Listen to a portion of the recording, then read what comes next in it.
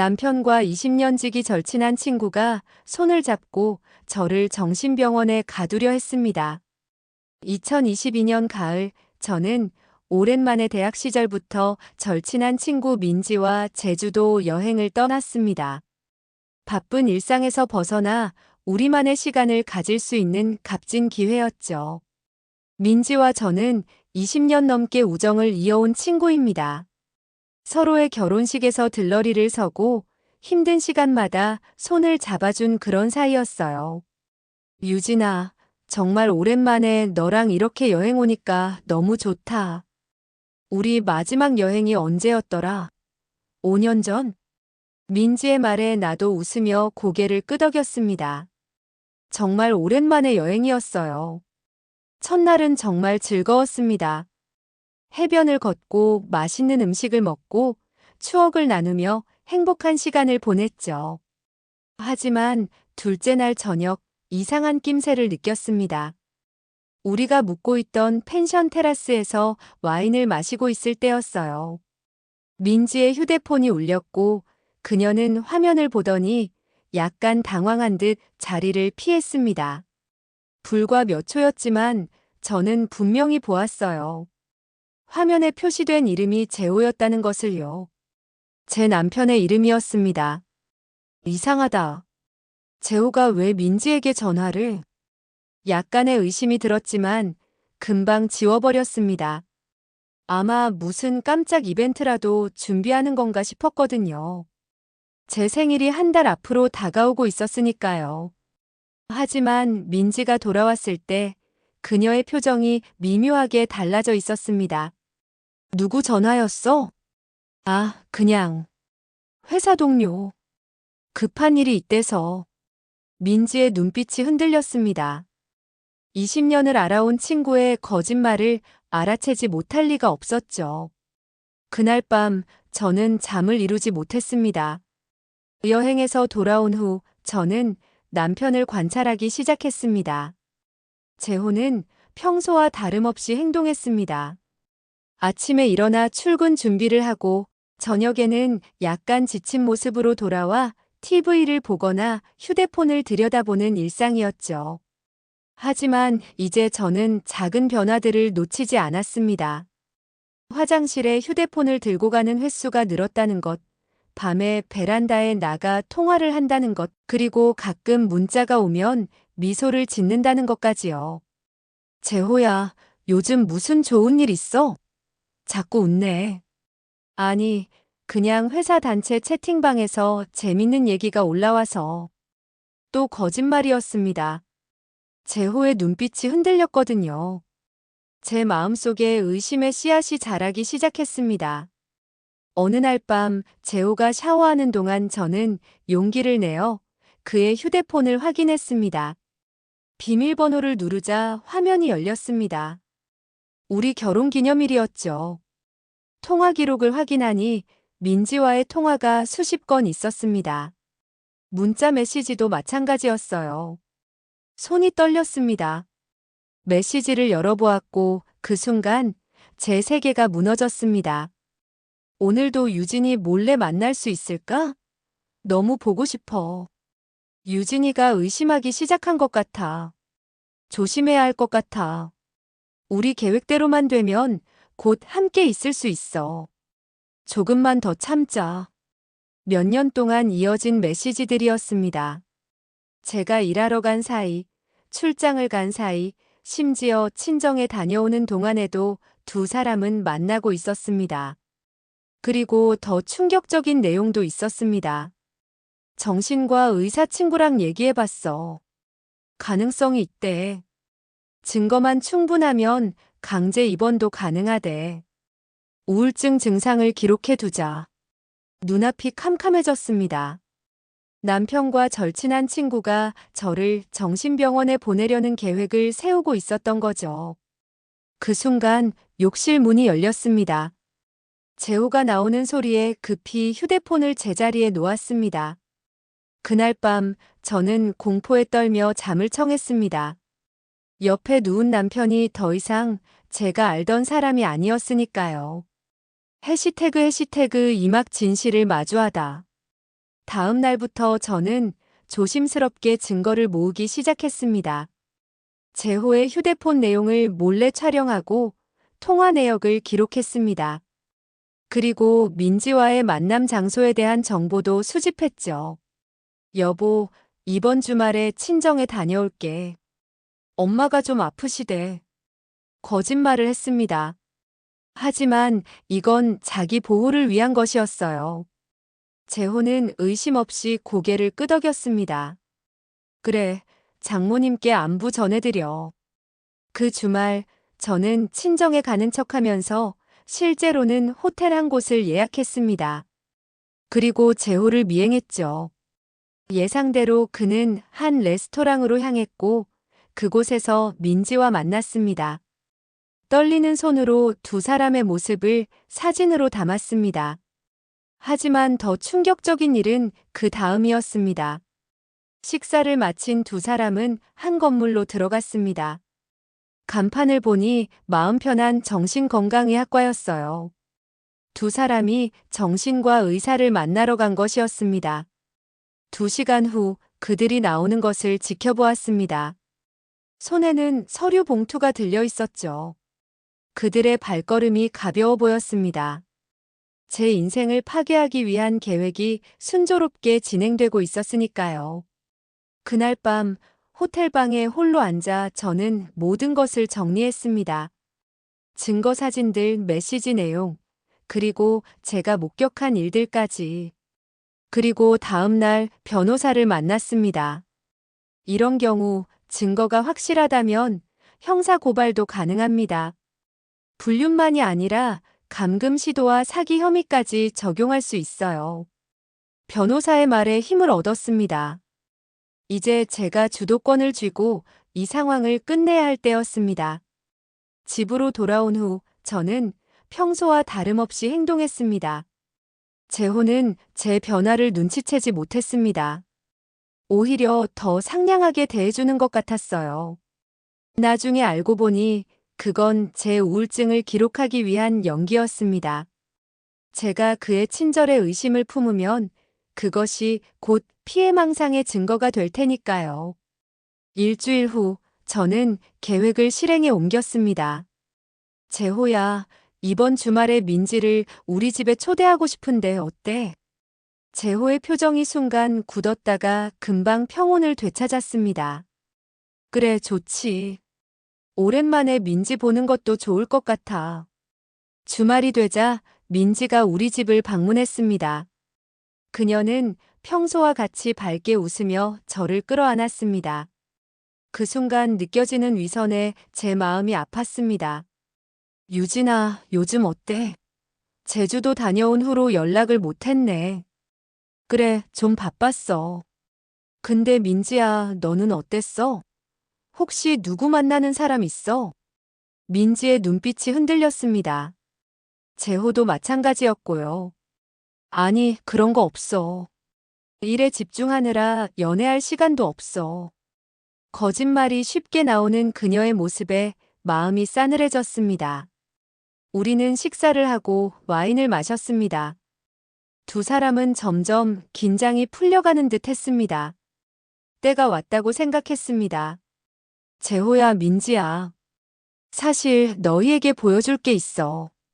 노트북을 켜고 프레젠테이션을 시작했습니다. 화면에는 두 사람의 메시지, 만남 장면, 정신과 방문 사진 등이 차례로 나타났습니다. 이게 다 뭐야? 유진아, 이건 오해야. 두 사람의 얼굴이 창백해졌습니다. 하지만 저는 계속했습니다. 오해라고? 그럼 이건 어떻게 설명할 거야? 정신과에서 나올 때 들고 있던 서류의 사본을 보여주었습니다. 변호사를 통해 입수한 것이었습니다. 그것은 제 강제 입원을 위한 진단서 초안이었습니다. 심각한 우울 증상과 피해망상을 보임이라는 문구가 선명했습니다. 너희가 날 미치광이로 만들어서 정신병원에 가두려고 했다는 거 알고 있어. 두 사람은 말문이 막혔습니다. 재호가 먼저 입을 열었습니다.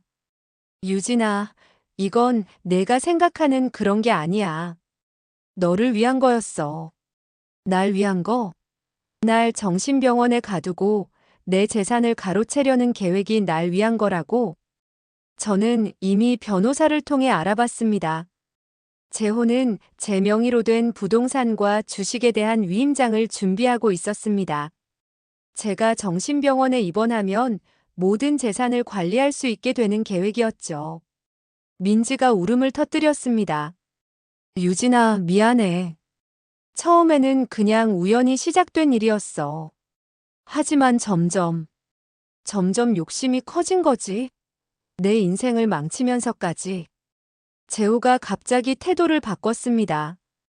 더 이상 숨길 필요가 없다고 판단했는지 냉정한 표정으로 말했습니다. 어차피 다 알았으니 말해줄게. 우리는 3년 전부터 만나기 시작했어. 그리고 너의 재산이 있었기에 이혼보다는 이런 방법이 더 효율적이라고 생각했지. 그 말을 듣는 순간 무언가 제 안에서 무너졌습니다. 10년의 결혼 생활이 모두 거짓이었다는 사실이 현실로 다가왔습니다. 이제 어쩔 건데? 우리를 고소할 거야? 증거는 다 불법으로 수집한 것 아니야? 재호의 자신만만한 태도에 차갑게 웃었습니다. 걱정 마. 이미 다 합법적으로 처리했어. 그리고 오늘 우리의 대화는 모두 녹음되고 있어. 그 순간 초인종이 울렸습니다. 문을 열자 경찰이 서 있었습니다. 김재호 씨, 감금 미수 및 사기 혐의로 체포하겠습니다. 그리고 박민지 씨도 공범 혐의로 함께 조사받으셔야 합니다. 두 사람의 얼굴에서 혈색이 완전히 사라졌습니다. 사건은 큰 파장을 일으켰습니다. 한 여성을 정신병원에 강제 입원시키려 한 남편과 친구의 음모라는 내용이 언론에 보도되었죠. 재판 과정에서 더 충격적인 사실들이 드러났습니다.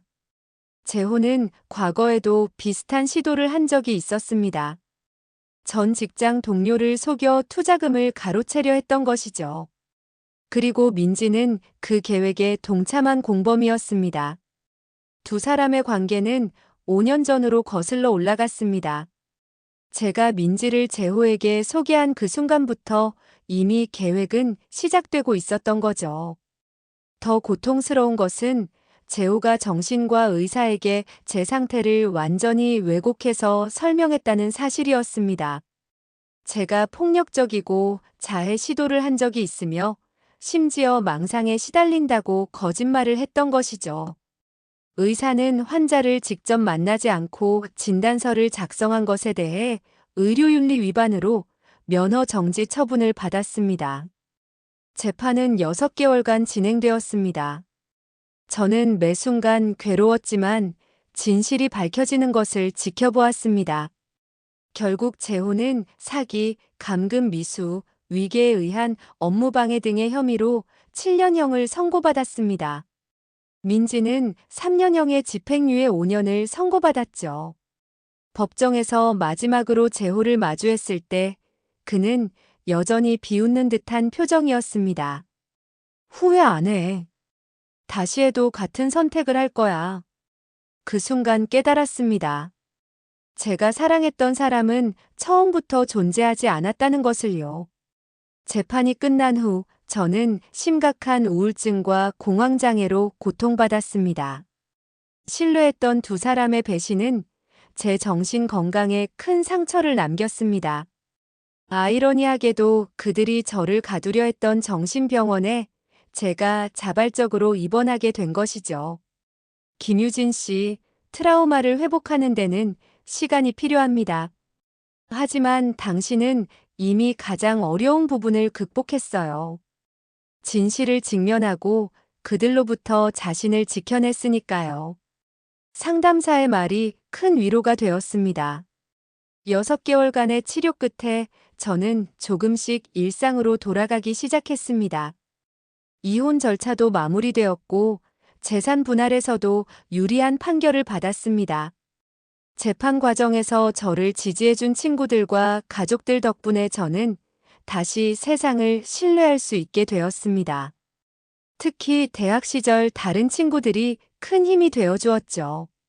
유진아, 민지가 그런 사람이었다니 우리도 충격이야. 하지만 내가 얼마나 강한 사람인지 이번 일로 다시 한번 깨달았어. 1년 후, 저는 새로운 도전을 시작했습니다. 제 경험을 바탕으로 가정폭력과 심리적 학대의 피해자들을 돕는 상담사 공부를 시작한 것이죠. 그리고 심리적 학대가 미치는 영향에 대한 책도 집필하기 시작했습니다. 내 이야기가 누군가에게 도움이 된다면 그것만으로도 제가 겪은 고통이 의미를 가질 거예요. 상처는 아직 남아있지만 이제는 그것을 통해 성장하고 다른 이들을 도울 수 있게 되었습니다. 때때로 악몽에 시달리기도 하지만 더 이상 과거에 갇혀있지 않습니다. 사건 발생 3년 후인 지금 저는 완전히 다른 삶을 살고 있습니다. 새로운 도시로 이사하여 상담사로 일하고 있고 책도 출간했습니다. 배신의 더 심리적 학대로부터의 생존과 회복이라는 제목의 책은 베스트셀러가 되었고 많은 피해자들에게 희망을 주고 있습니다. 가끔 민지나 재호에 대한 소식이 들려옵니다. 민지는 집행유예가 끝난 후 해외로 떠났다고 하고 재호는 여전히 교도소에서 복역 중입니다. 하지만 이제 그들은 제 삶에서 중요한 존재가 아닙니다. 가장 큰 변화는 제 안에서 일어났습니다. 더 이상 다른 이들의 인정과 사랑에 의존하지 않고 스스로를 사랑하고 존중하는 법을 배웠습니다. 그리고 누군가를 무조건 신뢰하기보다는 건강한 경계를 유지하는 방법도 알게 되었죠. 말도 안 되는 일이 벌어졌지만 그것이 내 인생의 끝은 아니었습니다. 오히려 진정한 시작이었던 것 같아요. 강연에서 자주 하는 말입니다. 충격적인 배신을 경험했지만 그것이 제게 가르쳐준 교훈은 값진 것이었습니다. 자신을 지키는 용기, 진실을 직면하는 힘, 그리고 다시 일어서는 의지. 지금의 저는 완전히 자유롭습니다. 두려움에서, 불신에서, 그리고 과거의 상처에서 자유로워진 것이죠. 앞으로 어떤 일이 일어날지는 모르지만 저는 제 자신을 믿고 앞으로 나아갈 것입니다. 그리고 언젠가 다시 사랑을 믿을 수 있는 날이 올 것입니다. 그때는 더 현명하고 더 강한 마음으로 그 사랑을 맞이할 수 있겠죠. 말도 안 되는 일이 벌어졌지만 그 일을 통해 저는 진정한 자신을 발견했습니다. 그리고 그것은 어떤 배신보다도 값진 선물이었습니다.